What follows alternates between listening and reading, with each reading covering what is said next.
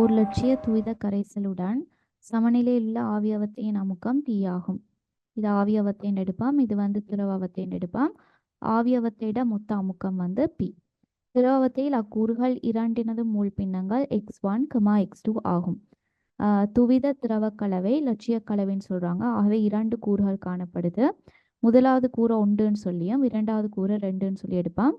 கூறு 1 திரவத்தையில காணப்படுற கூறு 1 ஆவியாவத்தையில காணப்படுற அதே வகையான கூறோட சமநிலையில காணப்படும். அதே மாதிரி கூறு 2 வந்து ஆவியாவத்தையில காணப்படுற கூறு 2ஓட இயக்க சமநிலையில காணப்படும். ஆவியாதல் ஒடுங்கல்னு சொல்ற இயக்க சமநிலையில காணப்படும்.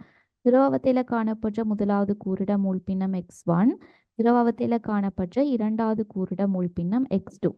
அதேவேளை அவற்றின் நிரம்பலாவி அமுக்கங்கள் முறையே P01, P02 ஆகும். x1க்காக இந்த எக்ஸ்பிரஷனை டிரைவ் பண்ணி காட்ட சொல்றாங்க. ஓகே, இந்த எக்ஸ்பிரஷனை டிரைவ் பண்றதுக்காக நாங்கள் டால்டன்ட பகுதி அமுக்க விதியையும் அடுத்த ரெவோல்ட்டோட விதியையும் அப்ளை பண்ணுவோம்.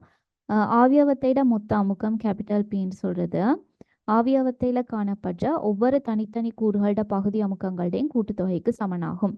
ஆகவே இந்த இடத்துல 2 வித்தியாசமான கூறுகள் காணப்படுது. முதலாவது கூறால் ஏற்படுத்தப்பட்ட பகுதி அமுக்கத்தை P1ன்னு சொல்லி எடுப்பாம். அதே மாதிரி ஆவியாவத்தையில காணப்படுற இரண்டாவது கூறால் ஏற்படுத்தப்பட்ட பகுதி அமுக்கத்தை வந்து P2ன்னு சொல்லி எடுப்பாம். ஆகவே மொத்த அமுக்கம் வந்து பகுதி அமுக்கம் 1டையும் பகுதி அமுக்கம் 2டையும் கூட்டுத்தொகைக்கு சமனாக இருக்கும். இதுதான் டால்டன்ட பகுதி அமுக்க விதி. அடுத்து ரெவோல்ட்ட விதி அப்ளை பண்ணுவாம். ரெவோல்ட்ட விதி என்ன சொல்லுதுண்டா, ஒரு குறித்த கூறிட பகுதி அமுக்கமானது அக்கூறின் திரவத்தையில் காணப்பட்ட மூல் பின்னத்தினதும் அக்கூறின் நிரம்பலாவி அமுக்கத்தினதும் பெருக்கத்திற்கு சமனாகும். இதுதான் ரெவோல்ட்ட விதி. இது வந்து முதலாவது கூறுக்கு ரெவோல்ட்ட விதி அப்ளை பண்ணினா அடுத்து இரண்டாவது கூறுக்கு ரெவோல்ட்ட விதி அப்ளை பண்ண எப்படி வரும்? இரண்டாவது கூறால் ஏற்படுத்தப்பட்ட பகுதி அமுக்கம் வந்து திரவத்தையில காணப்பட்ட அந்த இரண்டாவது கூறிட மூல் பின்னத்திலையும் அடுத்து நிரம்பலாவி அமுக்கத்திலையும் பெருமானத்திற்கு சமனாகும். ஓகே, இதை கொண்டு வந்து நான் இந்த இடத்துல அப்ளை பண்ணுறேன். P அப்படியே கீழே கொண்டு வருவோம். P1க்கு பதிலாக x1 இன்ட்டு P01 ப்ளஸ் P2க்கு பதிலாக x2 இன்ட்டு P02ன்னு சொல்லி எழுதுவோம்.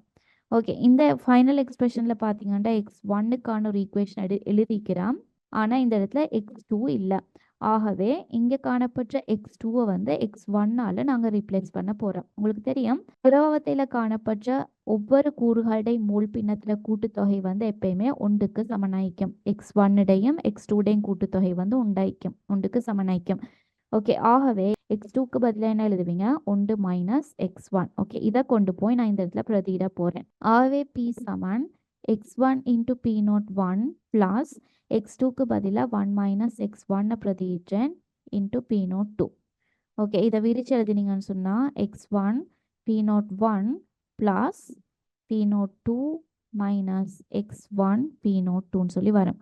ஓகே, x1 பொது எடுக்கிறேன். x1 P01 minus P02. Okay, இந்த ப்ளஸ் P02 அங்கால கொண்டு போகிறேன். ஆகவே P மைனஸ் P02ன்னு சொல்லி வரேன். ஆகவே x1 சமன் P மைனஸ் P02வின் கீழ் P01 மைனஸ் P02. ஓகே, இப்படி ஒரு எக்ஸ்பிரஷன் வரப்போகுது. இதுதான் முதலாவது கொஸ்டினுக்கான ஆன்சர். அடுத்து இரண்டாவது கொஸ்டின், 50 பாகிசியில் மெத்தனால், எத்தனால் ஆகிய அடங்கும் துவித கரைசலுடன் சமநிலையில் உள்ள ஆவியாவத்தையின் அமுக்கம் 4.5 தர 10 பாஸ்கல் ஆகும். இவ்வெப்பநிலையில் மெத்தனால், எத்தனால் ஆகியவற்றின் நிரம்பலாவி அமுக்க பெருமானங்களும் தராங்க. ஓகே, இது திரவத்தையில் காணப்பட்ட மெத்தனாலும் எத்தனாலும் திரவத்தையில் காணப்பட்ட மெத்தனாலுக்கும் ஆவியாவத்தையில் காணப்பட்ட மெத்தனாலுக்கும் இடையில ஒரு ஆவியாதல் ஒடுக்கல் சமநிலை காணப்படும். அதே மாதிரி திரவத்தையில் காணப்பட்ட எத்தனாலுக்கும் ஆவியாவத்தையில் காணப்பட்ட எத்தனாலுக்கும் இடையில ஆவியாதல் ஒடுங்கல் சமநிலை ஒன்று காணப்படும். ஓகே, முதலாவது கேள்வி வந்து திரவத்தையில் மெத்தனால், எத்தனால் ஆகியவற்றின் மூல் பின்னங்களை கணிக்க. திரவத்தையில் காணப்பட்ட மெத்தனாலோட மூல் பின்னத்தை நான் XM எடுக்கிறேன். திரவத்தையில் காணப்பட்ட எத்தனாலோட மூல் பின்னத்தை XEன்னு சொல்லி எடுக்கிறேன். Okay, XM கணிப்போம். ஆல்ரெடி முதலாவது கொஸ்டினில் நாங்கள் மூல் பின்னத்துக்கான ஒரு ஈக்குவேஷன் எடுத்தோம். அந்த ஈக்குவேஷனில் டிரெக்டாக கொண்டு போய் சப்ஸ்டிடியூட் பண்ணுறேன். ஆகவே XM சமன் P, அதான் மொத்த அமுக்கம், மைனஸ் P0E, அதாவது எத்தனாலோட நிரம்பலாவி அமுக்கத்தின் கீழ் மெத்தனாலின் நிரம்பலாவி அமுக்கம் மைனஸ் எத்தனாலின் நிரம்பலாவி அமுக்கம். ஓகே, இந்த ஈக்குவேஷனை டிரெக்டாக சப்ஸ்டிடியூட் பண்ணுவோம்.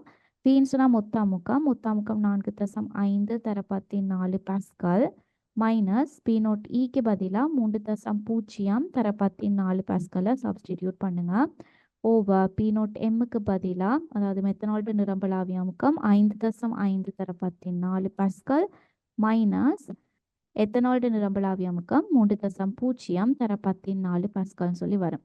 ஓகே, இதை சுருக்கி நீங்கள் சொன்னால் 1.5 கீழ் 2.5 அதாவது 0.6 இதுதான் திரவத்தில் காணப்பட்ட மெத்தனால்ட மூல் பின்னம்.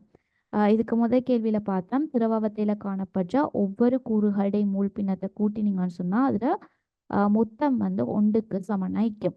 ஓகே, ஆகவே மெத்தனால்ட மூல் பின்னம் 0.6 இருந்தால் எத்தனால்ட மூல் பின்னம் 1 மைனஸ் 0.6 அதாவது 0.4க்கு சமனாக இருக்கும். இதுதான் முதலாவது கேள்வி. அடுத்து இரண்டாவது கேள்வி, ஆவியவத்தில் மெத்தனால் எத்தனால் ஆகியவற்றின் மூல் பின்னங்களை கணிக்க ஆவியவத்தில் காணப்பட்ட மெத்தனால்ட மூல் பின்னத்தை நான் XM டேஷ்ன்னு எடுக்கிறேன். ஆவியவத்தில் காணப்பட்ட எத்தனால்ட மூல் பின்னத்தை நான் XE டேஷ்ன்னு சொல்லி எடுக்கிறேன். ஆவியவத்தில் காணப்பட்ட மூல் பின்னங்களை கொண்டு வரணுமா இருந்தால் டால்டன்ட விதியை கொண்டு வரணும்.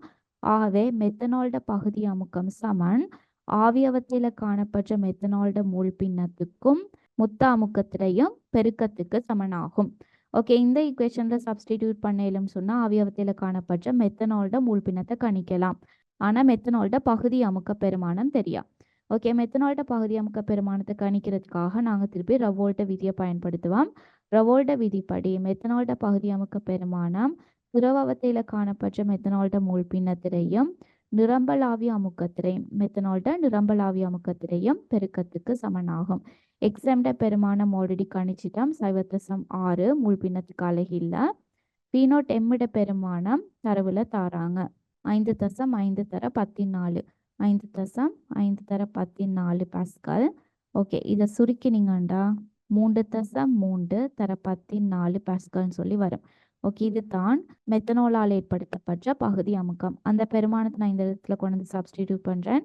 3.3 தர 14 பாஸ்கல் சமன் XM டேஷ் அதாவது ஆவியவத்தில் காணப்பட்ட மெத்தனால்ட மூல் பின்னம் தர கேபிட்டல் P இது வந்து மொத்த அமுக்கம் 4.5 தர 14 பாஸ்கல். ஓகே, இதை சுருக்கினீங்கன்னு சொன்னால் XM டேஷ் பெருமானம் 0.73ன்னு சொல்லி வரும். ஆகவே ஆவியவத்தில் காணப்பட்ட மெத்தனால்ட மூல் பின்னம் தெரியுமா இருந்தால் ஆவியவத்தில் காணப்பட்ட எத்தனால்ட மூல் பின்னத்தை எப்படி கணிப்பீங்க? XE டேஷ் வந்து 1 மைனஸ் XM டேஷ். ஓகே, இதில் சப்ஸ்டிடியூட் பண்ணுங்க 1 மைனஸ் மெத்தனால்ட மூல் பின்னம் 0.73 இதை சுருக்க 0.27ன்னு சொல்லி வரும். இதுதான் ஆவியவத்தில் காணப்பட்ட எத்தனால்ட மூல் பின்னம். இது இரண்டாவது கேள்விக்கான ஆன்சர். அடுத்த கேள்வி, மேற்படி கணிப்புகளின் தரப்பட்டுள்ள தகவல்களையும் அடிப்படையாக கொண்டு 50 பாகிசியில் மெத்தனால் எத்தனால் கலவையின் ஆவியமுக்க அமைப்பு வரைபடத்தினை வரைக. கரைசல்கள் லட்சிய நடத்தையை காட்டுகின்றன என கருதுக. ஓகே, தரவுல தாராங்க மெத்தனால் எத்தனால் சொல்ற இரண்டும் லட்சிய நடத்தையை காட்டுதுன்னு சொல்லி எடுக்க சொல்றாங்க. ஆகவே ஆவியமுக்க அமைப்பு வரைவு வரைகிற நேரம் இந்த முதலாவது பேட்டர்ன் கருத்தில் கொள்ளணும். இரண்டாவது வந்து நேர்விலகல் கரைசல்களுக்கும் மூன்றாவது வந்து எதிர்விலகல் கரைசல்களுக்கும் உரிய வரைவுகள். இது ரெண்டுமே வந்து லட்சியம் அற்ற கரைசல்கள். இதை பற்றிய மேலதிக தகவல்கள் தேவையாக இருந்தால் அதாவது அவத்தை வரைபடங்களை பற்றிய மேலதிக தகவல்கள் தேவையாக இருந்தால் நான் இந்த இடத்துல ஒரு லிங்க் அட்டாச் பண்ணுறேன். அதை கிளிக் பண்ணி போய் பார்த்துக்கொள்ளுங்க. மேலும் முதலாவது இரண்டாவது கேள்விகளில் நாங்கள் பெறப்பட்ட பெருமானங்களையும் அடுத்து தரவுல தந்த சில தரவுகளையும் நான் இந்த இடத்துல குறிச்சிக்கிறேன். ஓகே, இப்போ கிராஃபை பார்ப்பேன். இரண்டு அச்சுக்களை முதலாவது மார்க் பண்ணி கொள்ளுவோம். y அச்சு வந்து ஆவி அமுக்கம். ஆவி அமுக்கத்தை எதில் அளக்குறீங்க? பாஸ்கல். ஓகே, அதை ஃபுல்லாக எழுதி கொள்ளுங்க. ஆவி அமுக்கம் ஆவி அமுக்கம் பாஸ்கல் அளக்குறோம். எக்ஸ் அச்சு வந்து அமைப்பு. இது வந்து அமைப்பு. எக்ஸ் அச்சில் நான் எத்தனால்ட மூல் பின்னத்தையும் மெத்தனால்ட மூல் பின்னத்தையும் தனித்தனியாக குறிக்கிறேன். எத்தனால்ட மூல் பின்னம் வந்து 0 வைக்கிற நேரம் கலவையில் மெத்தனால்ட மூல் பின்னம் உண்டாய்க்க போகுது. அடுத்து எத்தனால்ட மூல் பின்னம் உண்டாய்க்கிற சந்தர்ப்பத்தில் மெத்தனால்ட மூல் பின்னம் 0 வைக்கும். எப்பயுமே இந்த இரண்டு கூறுகளுடைய மூல் பின்னங்களோட கூட்டுத்தொகை வந்து 1க்கு சமனாய்க்கணும். சரியா?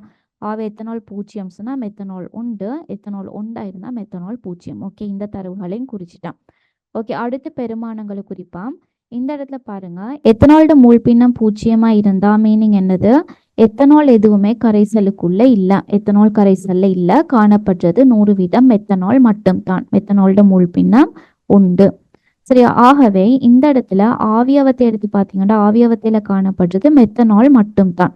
ஓகே, இங்க மெத்தனாலால் ஏற்படுத்தப்பட்ட ஆவி அமுக்கத்துக்கு தான் நாங்கள் சொல்லுவோம் நிரம்பல் ஆவி அமுக்கம். அதாவது தூய மெத்தனாலால் ஏற்படுத்தப்பட்ட ஆவி அமுக்கம் அதில் நிரம்பல் ஆவி அமுக்கத்துக்கு சமனாய்க்கும். மெத்தனால் தவிர வேற எந்த கூறுகளும் ஆவியாவத்தையில இல்லாத ஒரு சந்தர்ப்பம்.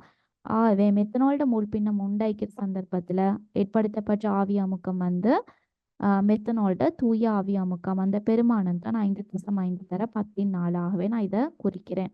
5.5 தர 14. பாஸ்கல் திருப்பி குறிக்க தேவையில்லை, ஏன்னா ஆல்ரெடி நாங்கள் காமனாக எழுதிட்டோம். ஓகே, அதே மாதிரி அடுத்த கார்னரை பாருங்க. இந்த இடத்துல மெத்தனால்ட மூல் பின்னம் வந்து 0, எத்தனால்ட மூல் பின்னம் உண்டு. ஆகவே இதுக்கு ஆப்போசிட்டான ஒரு சந்தர்ப்பம். மெத்தனால் எதுவுமே தொகுதிக்குள்ள இல்ல. எத்தனால்ட மூல் பின்னம் உண்டாயிருந்தா இதுல காணப்படுறது தூய எத்தனால் திரவம் மாத்திரமே. ஆகவே ஆவியாவத்தை எடுத்து பார்த்தீங்கன்னா ஆவியாவத்தையிலையும் காணப்படுறது எத்தனால் கேஸ் மட்டும்தான். ஆகவே இந்த சந்தர்ப்பத்தில் ஆவியாவத்தையால் ஏற்படுத்தப்பட்ட அமுக்கம் எத்தனால்ட தூய ஆவி அமுக்கம், அதாவது நிரம்பல் ஆவி அமுக்கமாக இருக்க போகுது. அவை இந்த கார்னர்ல எக்ஸ்எம் எக்ஸ்எம் 0ஆகவும் எக்ஸி உண்டாகவும் காணப்பட்ட சந்தர்ப்பத்தில் ஏற்படுத்தப்பட்ட ஆவி அமுக்கம் 3.0 தர 14. ஆகவே அதையும் இந்த இடத்துல குறிக்கிறேன். 3.0 தர 14 பாஸ்கல். அடுத்தது லட்சிய கலவைன்றனால இந்த இரண்டையுமே இணைச்சி விடுவான். ஓகே, இதுதான் ஆன்சர்.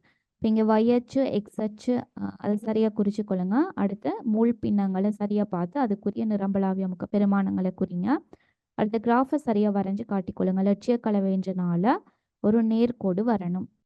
அடுத்து ஆல்ரெடி நாங்கள் கண்ட பெருமானங்களையும் இதில் குறித்து பார்க்கலாம். மெத்தனால்ட மூல் பின்னம் 0.6, எத்தனால்ட மூல் பின்னம் 0.4 மிக்கிற சந்தர்ப்பத்தில் தொகுதிர மொத்த அமுக்கம் வந்து 4.5 தர 14க்கு சமன்னு சொல்லி பார்த்தோம். ஓகே, அதை நாங்கள் பார்த்துக்கொள்ளுவோம். இது வந்து மூல் பின்னம் 0.5 வைக்கிற சந்தர்ப்பம். ஓகே, இந்த இடத்துல மெத்தனால்ட மூல் பின்னம் கிட்டத்தட்ட 0.6 வரும். ஆகவே எத்தனால்ட மூல் பின்னம் 0.4. ஓகே, இது மாதிரி ஒரு இடத்துல நீங்கள் நேர்கோடு வரைஞ்சி இணைச்சி பார்த்தீங்கன்னு சொன்னால் கிட்டத்தட்ட இந்த மொத்த அமுக்கம் வந்து 4.5 தர 14க்கு சமனாக இருக்கும். ஓகே, இதை இணைச்சிங்கன்னு சொன்னால் 4.5 தர 14க்கு சமனாக இருக்கணும்.